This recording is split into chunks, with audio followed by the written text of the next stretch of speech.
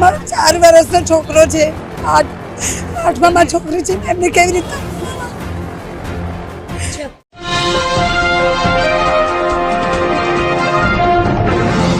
साथियों नमस्कार, मैं हूं नीरज पटेल और आप देख रहे हैं नेशनल जनमत।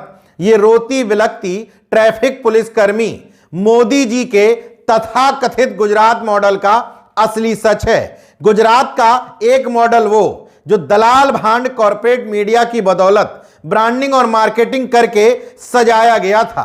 दूसरा मॉडल ये जिसमें नौकरियां दी नहीं जाती बल्कि नौकरियां छीनी जाती हैं। गुजरात एक ऐसा राज्य है जहां पर मैक्सिमम नौकरियां संविदा पर हैं। शिक्षकों की, विद्यालयों की बुरी दशा है। गुजरात सरकार के एक निर्णय से मोदी जी के तथाकथित गुजरात मॉडल का असली सच लोगों के सामने आ गया है। एक झटके में, एक निर्णय से गुजरात में 6400 जवान, जिनको टीआरबी यानी कि ट्रैफिक ब्रिगेड कहते हैं, जिसमें बड़ी संख्या में महिलाएं भी शामिल हैं, उनको पद से मुक्त करने का निर्णय ले लिया गया है। गुजरात में ट्रैफिक ब्रिगेड में काम करने वाले 9000 टीआरबी जवान हैं। उनमें से 6400 10 साल जिनको पूरे हो चुके हैं ऐसे 1100 लोग, 5 साल जिनको पूरे हो चुके हैं ऐसे 3000 टीआरबी जवान, 3 साल जिनको पूरे हुए हैं ऐसे 2300 जवानों को नौकरी से बाहर करने का फरमान सुना दिया गया है।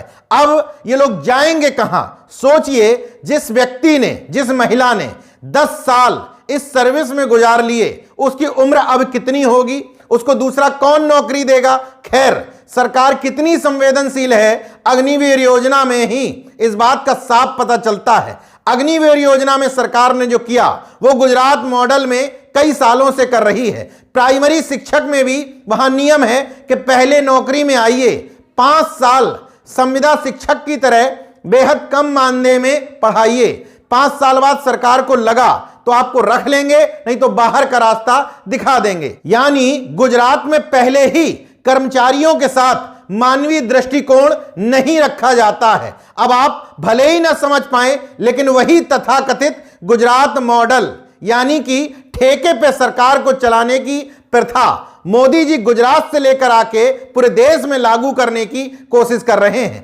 अब जब टीआरबी में कार्यरत जवान और महिलाएं पूरे गुजरात में प्रदर्शन करने लगे, सरकार की भद्द पिटने लगी, तो डीजीपी का अजीब सा तर्क देखिए।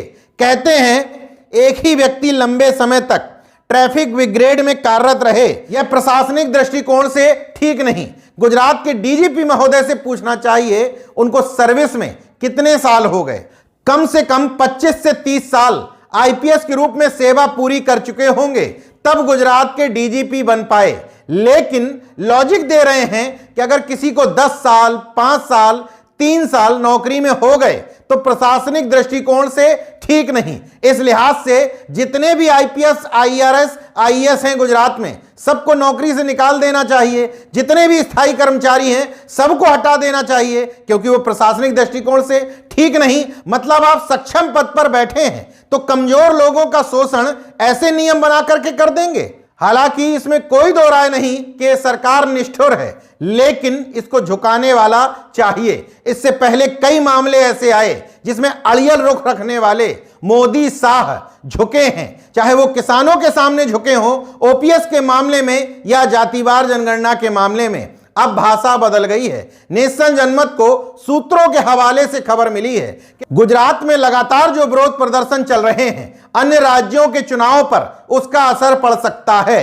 इसलिए शायद यह निर्णय वापस लेने पर विचार किया जा रहा है। अब देखना यह होगा, कर्मचारियों का प्रदर्शन, इन महिलाओं के आंसू क्या वास्तव में इस निष्ठुर सरकार से यह अमानवीय निर्णय बदलवा पाती है। देखते रहिए नेशनल जनमत, जागरूक और सजग बने रहिए। जय विज्ञान, जय संविधान, जय लोकतंत्र। धन्यवाद।